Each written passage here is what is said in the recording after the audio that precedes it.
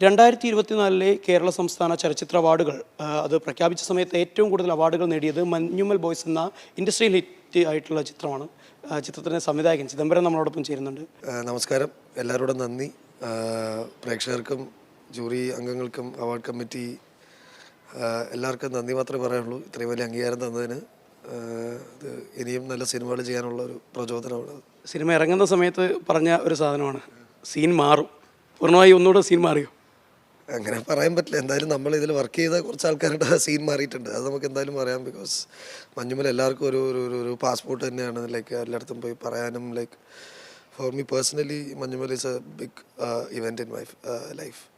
സൗബിക സംസാരിച്ച സമയത്ത് പറഞ്ഞത് റിയൽ മഞ്ഞുമ്മൽ ബോയ്സിനുള്ള സമർപ്പണം എന്നായിരുന്നു പറഞ്ഞിട്ടുണ്ടായത്. തീർച്ചയായും അത് റിയൽ മഞ്ഞുമ്മൽ ബോയ്സിനുള്ള സമർപ്പണം തന്നെയാണ്. കാരണം അവരില്ലെങ്കിൽ ഈ സിനിമയില്ല. അവരുടെ കഷ്ടപ്പാടും അവരുടെ ധൈര്യം തന്നെയാണ് ഈ സിനിമയുടെ കോർ. ആൻഡ് അതില്ലെങ്കിൽ ഈ സിനിമയില്ല. അപ്പം തീർച്ചയായും അവാർഡ്സ് എല്ലാം അവർക്ക് തന്നെയാണ്.